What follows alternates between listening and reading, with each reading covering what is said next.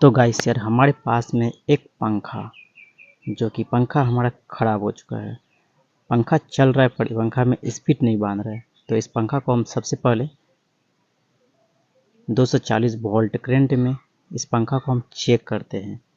तो यहाँ पे 240 वोल्ट का हम एक बोर्ड ले लिए हैं। इस बोर्ड में वायर को कनेक्ट करते हैं और पंखा हमारा स्लो चल रहा है। पंखा हमारा जिस तरह से चलना चाहिए उस तरह से पंखा नहीं चल रहा है।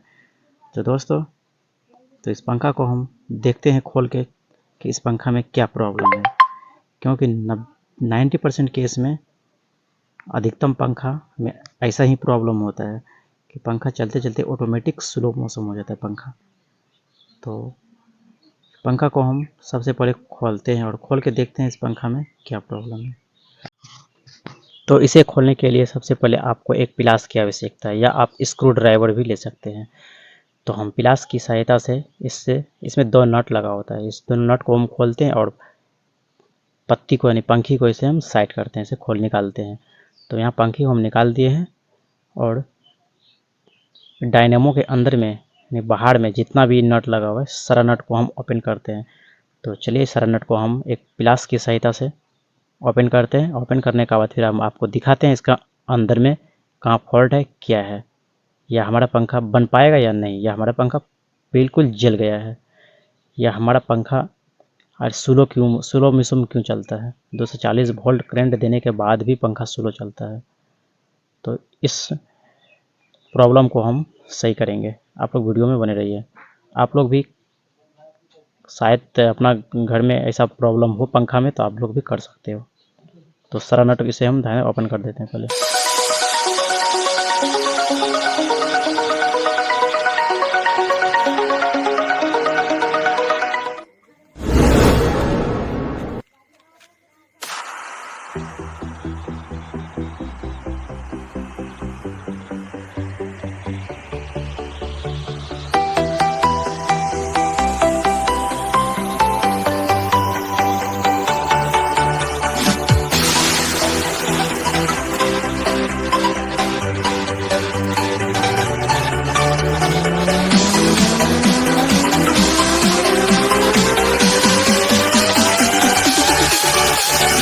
दोस्तों यहाँ समझने योग्य बात है कि यहाँ पे जो चार बड़े बड़े नट जो दिखाई दे रहा है, आप पिलास की मदद से हल्का हल्का अंदर की तरफ प्रेस करें और बाहर आने पे इसे पिलास की मदद से बाहर खींच लें। इसी तरह से ये चारों नट ओपन होगा। तो देखिए आप लोग वीडियो में आगे।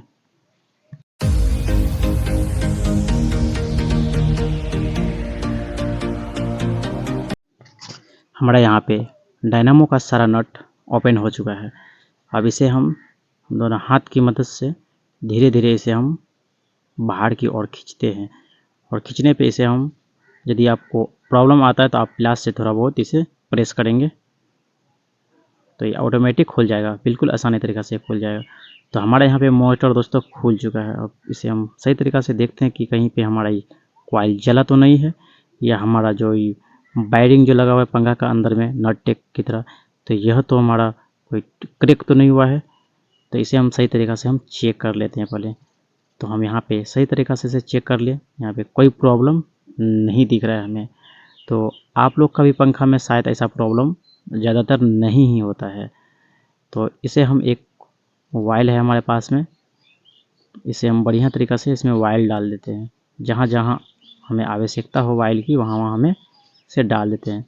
बस छोटा सा कंटिन्यूटी में हल्का हल्का आप वायल को ये बॉल वायरिंग के अंदर में आप अच्छी तरीक़ा से इसे साफ करके डाल दें। डालने के बाद इसे हम लगाते हैं। क्योंकि हमारे यहाँ कॉइल बिल्कुल सही है, परफेक्ट है, हमारा कॉइल में कोई प्रॉब्लम नहीं हुआ है। तो दोस्तों 90% पंखा में यह देखा जाता है कि कॉइल और जो घूमने वाला जो ये वायरिंग है ये परफेक्ट सही रहता है, ख़राब नहीं होता है। 90% केस ये ख़राब नहीं होता है। तो देखते हैं कि हमारा आखिर पंखा में स्लो चलने का इसका रीज़न क्या है। आखिर सब चीज़ ठीक होने के बावजूद भी हमारा पंखा स्लो क्यों चलता है। तो यहाँ पे हम इसे सही से चेक कर दिए। चेक करने के बाद इसे हम लगाते हैं, और लगाने के बाद हम आपको दिखाते हैं कि इसका प्रॉब्लम कहाँ पे था, किस चीज़ में प्रॉब्लम था। तो चलिए इसे हम फटाफट में लगाते हैं अब।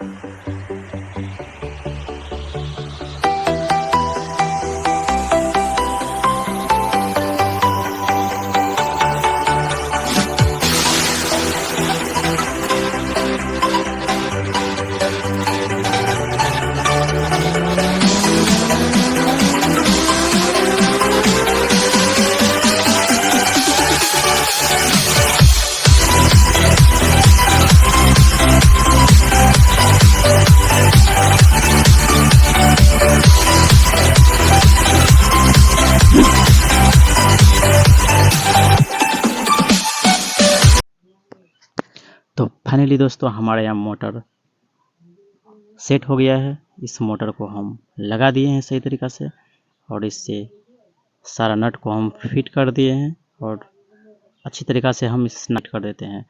नट को टाइट करने के बाद हम इसे 240 वोल्ट में चेक करते हैं।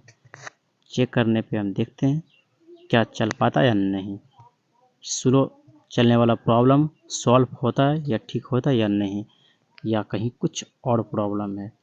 तो चलिए हम सबसे पहले इससे हम चेक करते हैं। तो दोस्तों चेक करने से पहले आप सारा नट को सही तरीक़े से टाइट कर लें, क्योंकि जिस टाइम मोटर का स्पीड और रनिंग जब पकड़ता है तो कुछ प्रॉब्लम भी आ सकता है। तो आप अच्छी तरीक़े से चेक करके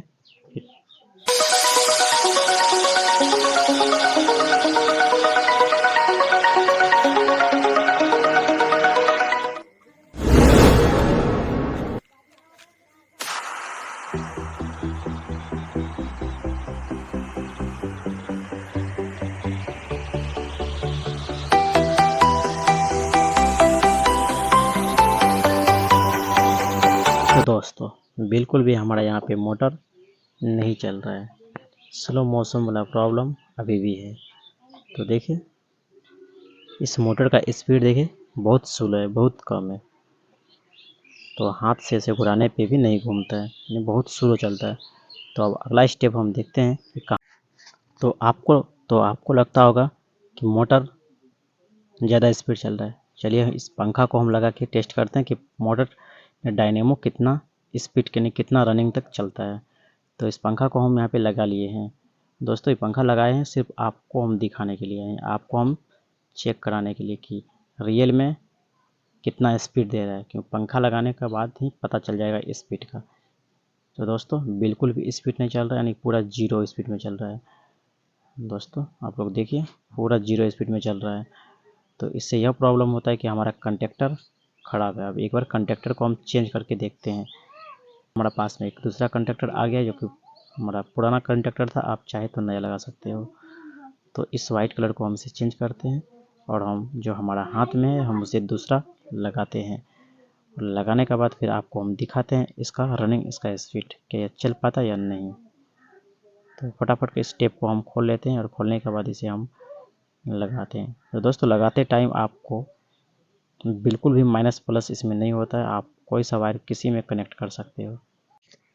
तो अब हम पंखा को यहाँ पे 240 वोल्ट में इसे हम करंट देते हैं, करंट सप्लाई देते हैं।